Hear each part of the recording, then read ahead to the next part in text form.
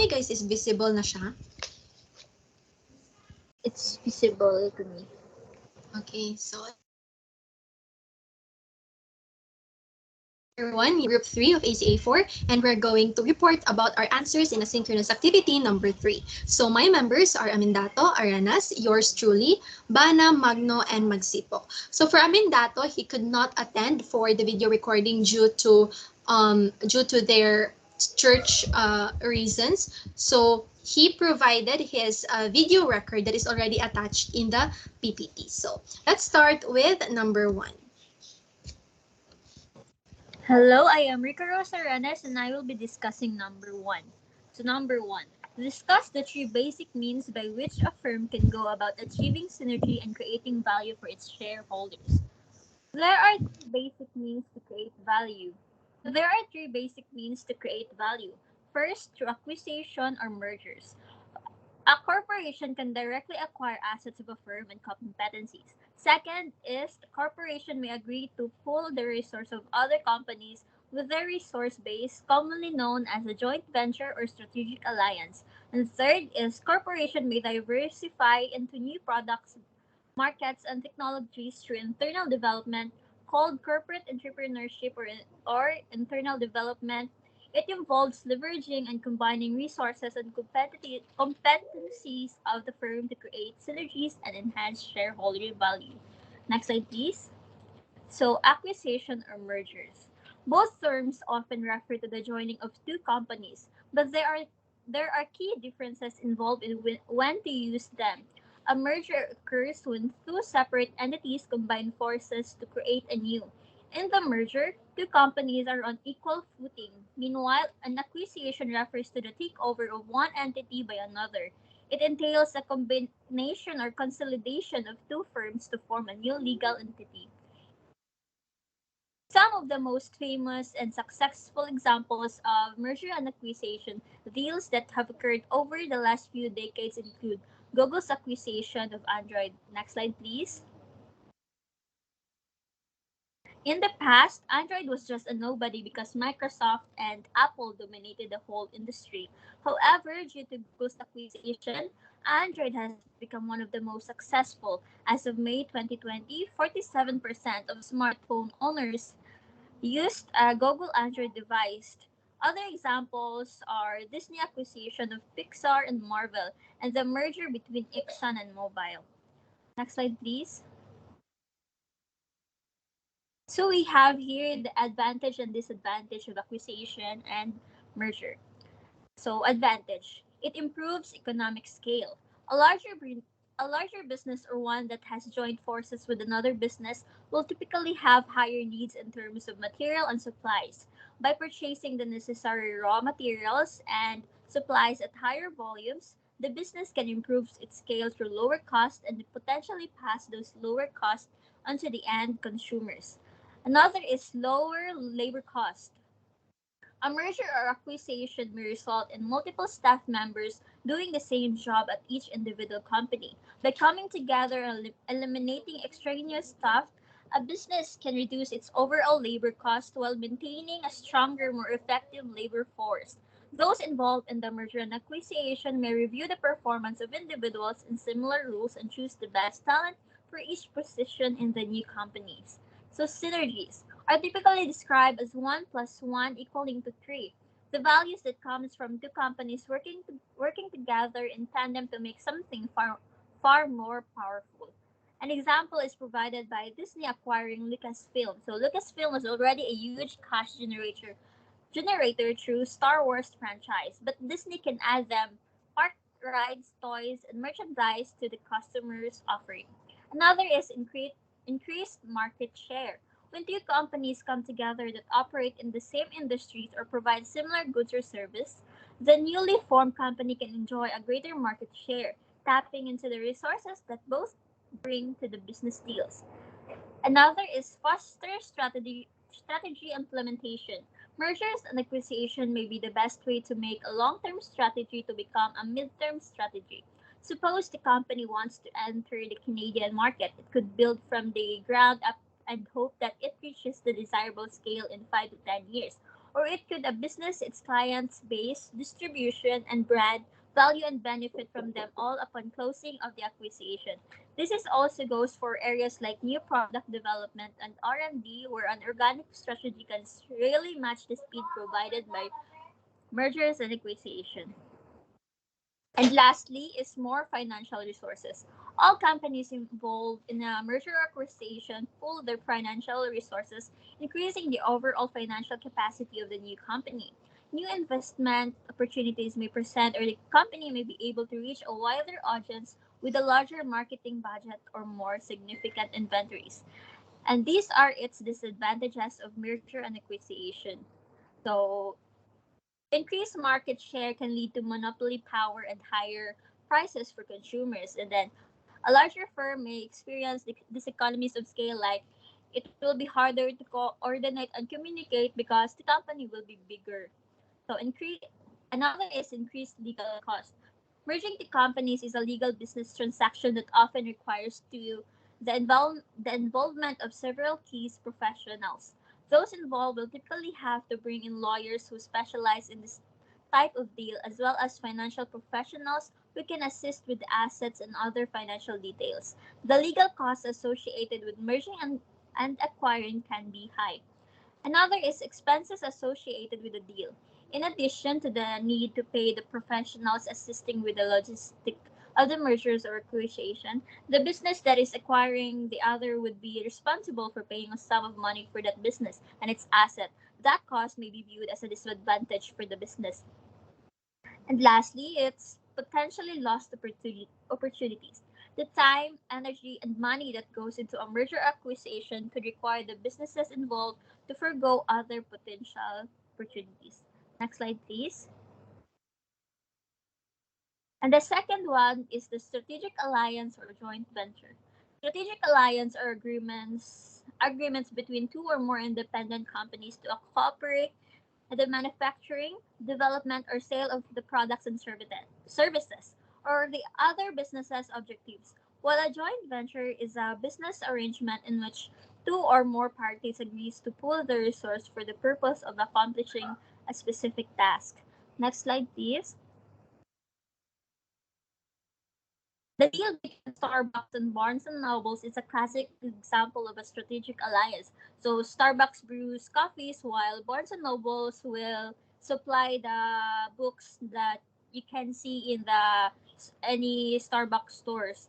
So both companies do what they do the best while sharing the cost of space to the benefit of both companies. While in joint venture, one of the better known joint venture example is the car paradigm venture between Microsoft Corporation and Generic Electric in 2011. So the Paradigm project was launched to integrate a Microsoft healthcare intelligence product with various General Electric health-related technologies. So General Electric Corporation and Microsoft Corporation are forming a joint venture to develop and sell software system to make it easier for healthcare providers to store, access, and share patients' information.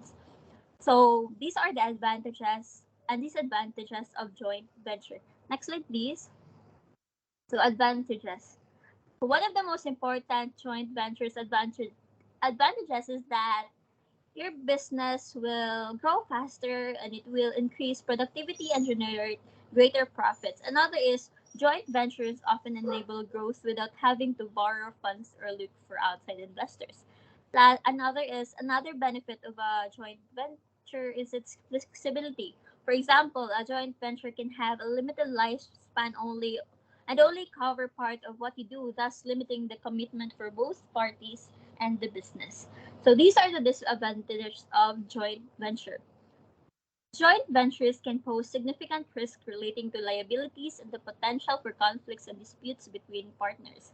Problems are likely to arise if the objectives of the venture are unclear, the communication between partners is not great, the partners expect different things from joint ventures, the level of expertise and investment isn't equally matched, work and resources aren't distributed equally, The different cultures and management styles pose barriers to cooperation.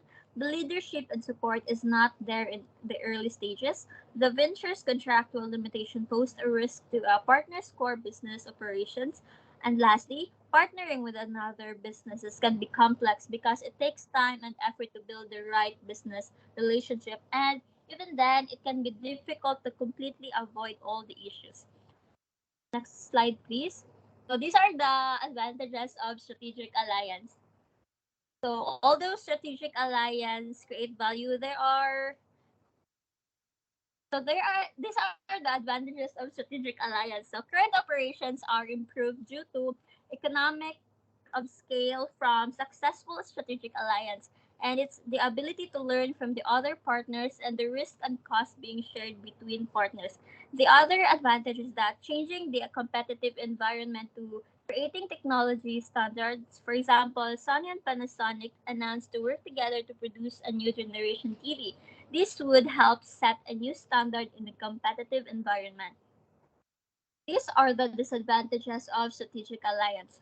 Although strategic alliances create value, there are also many challenges to consider. So partner may misrepresent what they bring to the table, or they may lie about their competencies that they do not have. So partners may fail to commit resources and capabilities to the other partners. One partner may commit heavily to the alliance while the other partner might not. Partners may fail to use their complementary resources effectively, and lastly is sharing trade secrets. So this is very dangerous because in strategic alliance you will have to share what you know to your partner, and this is also means that you have to open your weakness to them. Next slide, please. So we are now in our last part of our three ways to achieve to creating value. So internal development.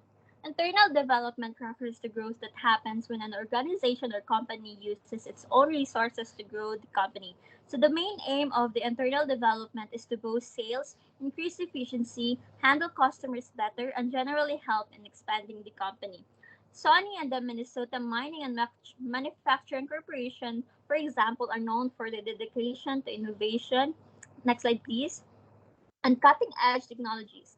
For example, 3M has developed its entire corporate culture to support its ongoing policy of generating at least 25% of the total sales from products created within the most recent 4-year period. While 3M exceeded this goal for 3 decades, a push for improved efficiency that began in the early 2000s resulted in a drop to generating only 21% of sales from newer products in 2005. So by refocusing on innovation, 3M raised that value back up to 33% in 2016. So the main aim of internal development is to again boost sales, increase efficiency, and handle customer better, and generally help in expanding the company. Next slide, please. So these are the advantage of internal development and its all disadvantage. So advantage, low risk. A business can maintain its own values without interference from stakeholders. So higher production means that business can benefit from economies of scale and lower average cost. So internal growth is the easiest and least risky method of growth and evaluation for most businesses. Furthermore, internal growth builds on the strengths of the firm's example, its brand and customer loyalty. Another is better control and coordination. So better control and coordination, it is often easier to grow internally than to rely on external resources. Organic growth also means that maintain controls, whereas external growth can lead to a loss of control and ownership of the business. And lastly, the last advantage of the internal development is maintain corporate culture. So a major problem for mergers and acquisition occurs when two firms with potentially very different cultures form a new company. So we can't really avoid having kanang two cultures be kanang magka-clash sila kay namagina sa company. So by contrast, internal growth means there are no problems related to culture clash and conflicting management styles. So disadvantages of internal development. A need to restructure. Although a sole trader can control and coordinate the business quite easily, if it grows into a multinational company, then the organization structure has to be changed. Restructuring requires time, effort, and money. Example, it requires training and updating of skills. Specialized managers and have to be hired as the firm and its work workforce growth. So, di ba last time kay we discussed about nga nung why do we have to take care of our workers kay di ba they will be the one who will manage the business. So kanang mag-effort na pud tag kaning work pag-grow sa ubang tao if mag-restructure siya. So disadvantage ni siya sa internal development samot na kung daghan na kaayo. So dilution of control and ownership. So if a firm grows by changing its legal status, for example, from a partnership to a public limited company, then the original owners have to share decision making with the new owners, so the shareholders. With more owners, decision making is prolonged. And lastly is the slower growth. So internal growth is slower than external growth. Despite the risk, shareholder may prefer more rapid methods of growth to boost the return on investment. So here sa internal development, kay it's very time consuming than the others. But like what I've said, many prefer this one because it's less risky. That would be all. Thank you. Good day everyone, and I'm Hakim and I will be answering question number 2. Explain the purpose of anti-takeover tactics and provide a specific example of an actual anti-takeover tactic. What is an anti-takeover tactic? An anti-takeover tactic is a company's defense strategy against a potential takeover or hostile takeover, whether it be a merger or an acquisition. Multiple defenses have been formulated by the government itself to protect companies and relationships among the business class. These were also created in the fear of drastic economic changes. Example of drastic economic changes kay kanang what if naay nag-take over or naay nagpalit-kalit sa let's say McDonald's, and then kaning nagpalit kay although he has the money kay wala man siya more competence or wala siya skills to run a fast food company. So unsay mahitabo kay mo undervalue ang McDo, and then hence it will damage the economy. An example of an anti-takeover tactic is during the Elon Musk Twitter and the poison pill story. Recently, on April 14, 2022, Forbes billionaires list number 1 Elon Musk has threatened the global social media giant Twitter to acquire its $43.4 billion worth company for $54.20 billion. So Elon Musk, we know, the owner of Tesla, CEO of Tesla, is offering the SEC and Twitter to buy its company, its $43.4 billion company for 54.2. Um, what Twitter did is that Twitter employed the poison pill. What is the poison pill exactly? A poison pill is an anti-takeover tactic that is used by a company to dilute an acquirer's shareholding in the target. So what Twitter did is that Twitter shareholders will be granted to buy shares at a discounted rate. When these shares are bought, the price of the shares will double, making it more costlier for Musk to buy Twitter. So, bale, ang ginabuhat sa Twitter kay it's aiming on making the price of its share to double para mahimog mas expensive hinuon para kay Elon Musk to buy Twitter. Although we never know if poison pill is enough to stop Elon Musk from buying Twitter, since Elon Musk is the richest person as of today. And then malay mo kaya Japan niya, but then there are many other anti-takeover tactics that can be employed, that Twitter can employ in order to stop Elon Musk. In fact, there are 17 known anti-takeover tactics in order to stop such takeovers. Hello, I am Angelo of John Libana, and I'll be answering number 3. In a world of instant communication, rapid transportation, and governments that are increasingly willing to open up their markets to trade and investment, why are there so few global firms? Next slide, please. One of the main reasons why there are so little firms that are able to break through the international boundaries despite having the means to disseminate information and their products globally is because of the factors present, such as the risks and changes that are needed in order for them to have a successful franchise in another country. Next, please. Today we'll be taking the example of Boy's Cascade.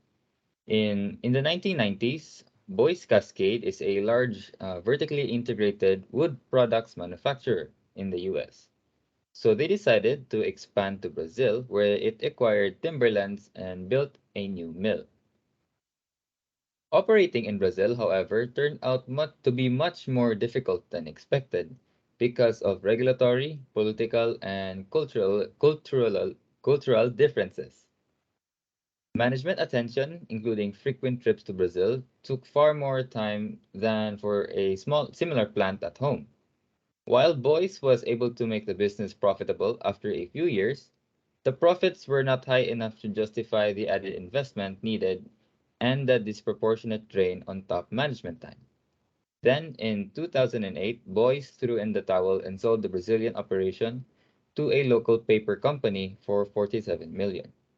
Now, this example has shown us that despite having prepared for the mill in Brazil, but due to several factors, such as the regulatory, political, and cultural differences, they had a hard time getting everything for their operation in Brazil. This mainly shows us that not all firms are ready for them to have a globally competitive firm. One can also say that for it order to be successful, you need to have a backup plan in order to counter the risks and unforeseen consequences or unforeseen um, problems that may occur in the future. Thank you. So now let's move on to number 4, where the question is, what is a beachhead strategy and how does it contribute to a company's decision to internationalize? So when we talk about beachhead strategy, it is actually comes from the military, or originally comes from and used by the military. So when we talk about beachhead strategy in the field of military, they use this, meaning that as you invade your enemy's territory, you need to focus your strength and concentrate on winning a small border area, which is the beachhead, that becomes the stronghold from which you'll advance into the rest of the territory. So, kumbaga sa field sa military, ang beachhead strategy usually ginagamit na nila where kung mag-invade na sila sa time na mag-invade na sila sa territory sa ilang mga kalaban, instead of going going directly sa katong place sa ilang enemy, they try to focus their strength and concentrate first on winning a small border area. And after that, after they dominate and after they win, they will then advance into the rest of the territory. So this is similar in the business world. So in the business world, beachhead strategy, it is about focusing your resources on one key area, usually a smaller market segment or product category, and winning that market first, even dominating that market before moving into a larger markets. So in layman's term, it is about identifying the smallest market for the product or service that you have and then focus on winning that smallest market. Once this is done, business then can expand to a larger or adjacent markets. So beachhead strategy is usually and commonly misinterpreted as a niche market. Let's always remembering a beachhead strategy or niche market is a two different thing. When we talk about niche, it is a long-term strategy while a beachhead strategy is a short-term strategy. When we talk about niching, it is about focusing on one specific segment lang sa market. Pero when we talk about beachhead strategy, it is about dominating the whole selected market. So for more for deeper understanding, let's have an example. So we have Facebook. So how Facebook uses the beachhead strategy. So when Facebook started, MySpace was the leader in the social media space, and Facebook has little to no chance of competing against that giant. But Facebook was confident of its new product, new technology, and had a clear idea of its target market. So now comes the beachhead strategy that Facebook used here. So instead nga mag-direct sila, mag-compete sila directly sa MySpace, which is the giant at that time, Facebook established a beachhead elsewhere. So Facebook initially provided access to Harvard University students or alumni only. So instead nga diretsahan sila makipag-compete sa giant at that time, which is a MySpace, they first focuses on the smaller market, which are the Harvard University students and alumni. So, so Facebook initially provided access to Harvard University students or alumni, and Facebook focused all its strategy, efforts, and resources on securing one university. So one campus at a time was the clear strategy here. So after they dominate and win their smaller market, which is the Harvard University, they then jump into another university. So it is one campus at a time. So it identified campuses where MySpace was not strong and established its beachhead. But by the time MySpace could realize, it was already dead. So later, Facebook made strategy and efforts in dominating the university market in other countries for the next few years. So that's how beachhead strategy works. But how does it contribute to a company's decision to internationalize? So what if ang company naka-establish na siya sa ilahang home market and then magka-decide sila to internationalize? So how can beachhead help them? So beachhead strategy is popular used to start up business. However, it is also very useful when one business decided to internationalize, because deciding to internationalize can also be viewed as you are new to the majority of the people, because yes, you are known in your own home market, but not when you're talking about the other parts of the world. And when we think about entering into the global market, we all know that it entails numerous risks, and one simple small mistake can lead the downfall of the entire business. So now let's analyze this concept. And you want your business, you wanted it to expand internationally. So what would you prefer?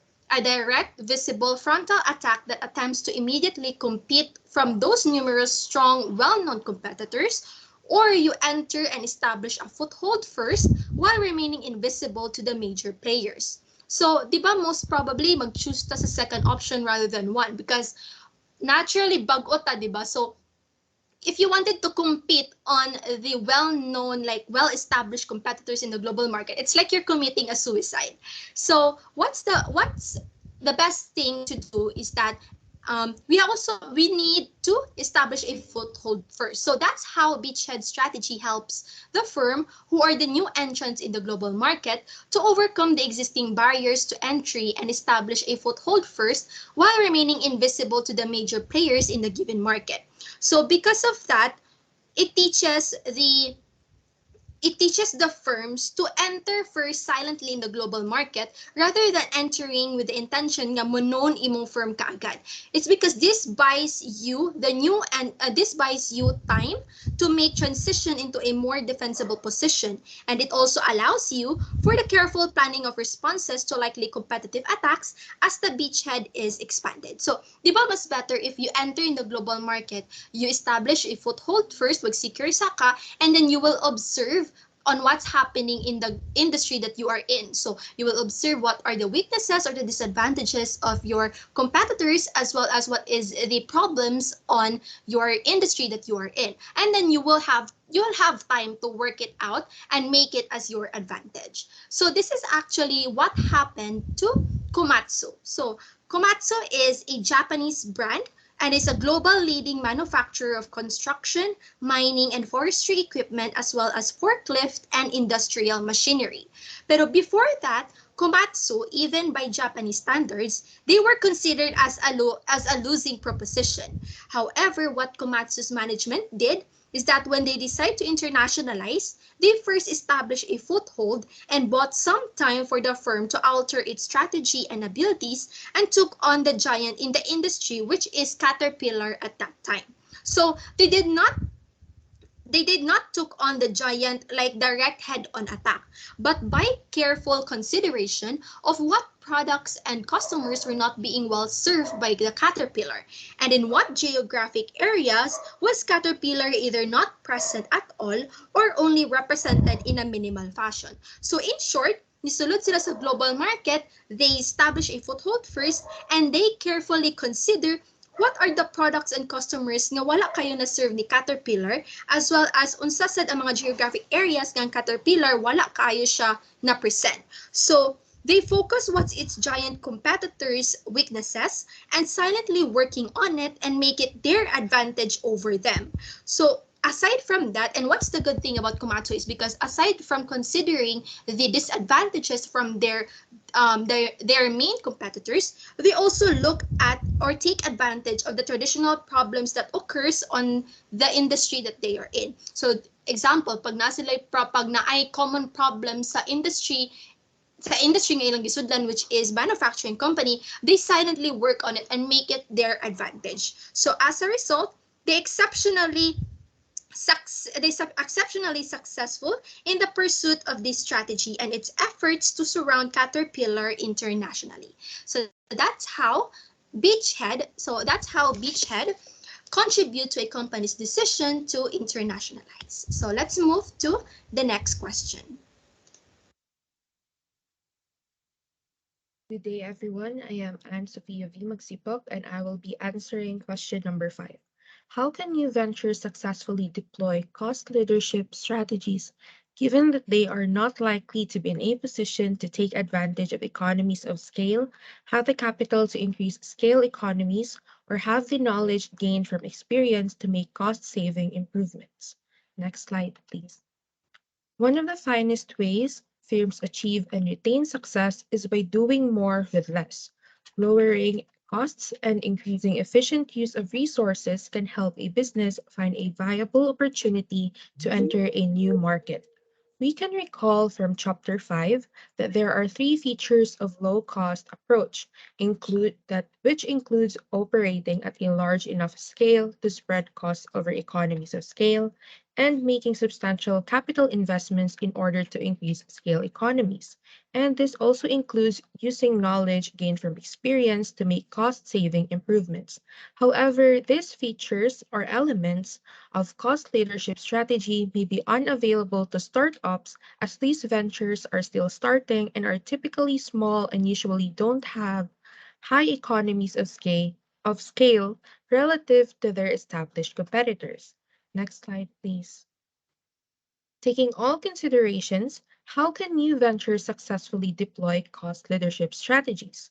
In contrast to corporations or large firms, startups normally have simple organizational or business structures that make decision making easier and less complicated. Having a small internal environment may be considered as an advantage at times, especially that this helps small ventures to effortlessly maneuver when adapting with the market's conditions and when further improvements of operations and management are necessitated. Apart from this, a small firm may also prompt to make decisions the moment they enter a market, which in a way help them deal with the processes of controlling costs in its overall operations. A business typically starts small and grows its way to dominate an industry. When one business is just starting, a firm has the ability to access direct sources and suppliers that provide the firm much cheaper facilities and materials, causing their expenses to be relatively low. Next slide, please. We can take into example small businesses like local cake shops. In Butuan City, where I reside, we have a cake shop that is known, which is Margie's Kitchen, whilst having Red Ribbon as one of their great competitors. Since the venture is a startup, its entry in the market was difficult, especially as it has direct competitors from established companies. However, Margie's still have the ability to operate well and gain a large market share through its effective business structure and management. Starting small, the venture makes use of a cost leadership strategy by first acquiring low cost but high quality baking facilities and dry goods, leading them to offer affordable price rates for their products without the worry of loss. Also, having a small number of employees, Marge's Kitchen was able to save additional fees for labor, production, and energy costs compared to large firms. And even if Margie's Kitchen does not have the ability to overpower the advantages of economies of scale, the company still then was able to make use of its foremost advantage of being a startup, which is having a small, efficient workforce and environment. Thus, we can still say that new ventures can still have numerous channels for achieving low cost leadership amidst being a startup. Whatever methods young firms may possess to achieve a low cost advantage, this has always been an edge that most business startups take business away from incumbents by offering a comparable product or service at a lower price.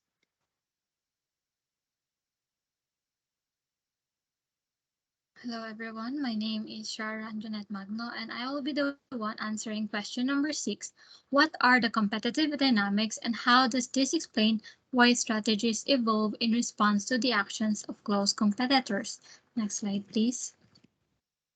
So to define competitive dynamics, this is a study of the intense rivalry involving actions and responses among similar competitors vying for the same customers in a marketplace. Intense rivalry has the potential to alter a company's strategy.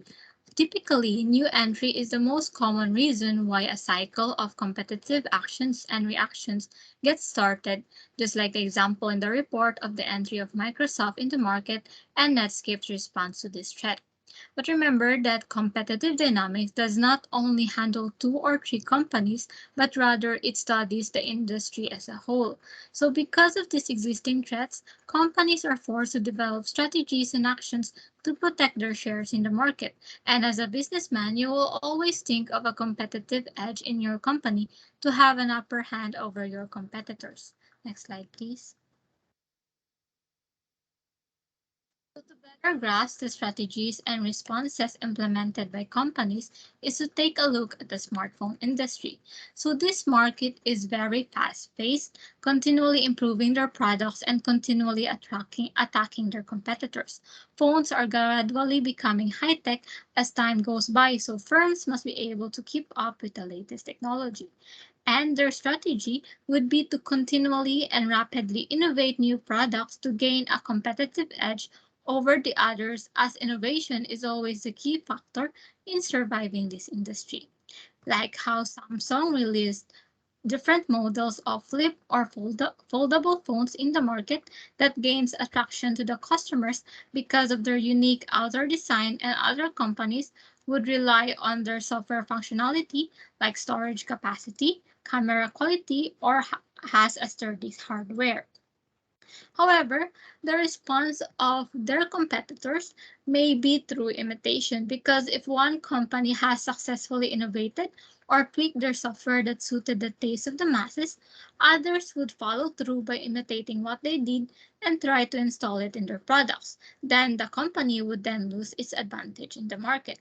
So the response that is suitable for this type of action would then be to move to another temporary competitive advantage before competitors can respond to a new one.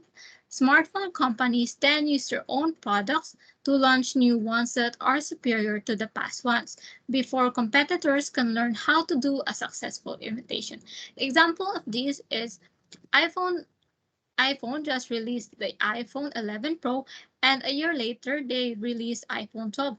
So matingala ta nga nung dali na kaayos siya nag-release og bago na model. So because companies don't want their products to be imitated by others, so instead they take action first. They need to evolve their strategies to not lose their competitive edge. And the reason why nga no, effective kani siya and people are still buying iPhone 11 is because of the marketing efforts of the company and also its brand recognition. So this is why iPhone and Samsung are at the top of the smartphone industry because of their ongoing innovations and commendable marketing. So not be static because a firm must be able to repeatedly develop strategies and know when to respond to their competitors' actions and counterattacks. As a firm develops and implements its strategies, competitors would see this as a threat, thus eliciting a response from them that could turn out for the best or for the worst. And the one who would be victorious in the end is the entity that has a better strategy and has a great response to evaluating the severity of the threat and devising a well suitable action in that certain scenario.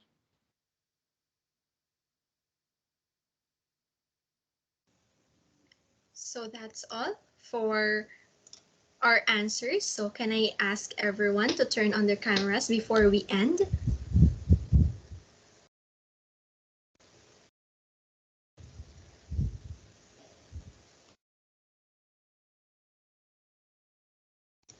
So yeah, so thank you so much everyone for all of your answers. And once again, this is group 3 and I hope everyone learned a thing or two from our discussion today. Thank you and God bless.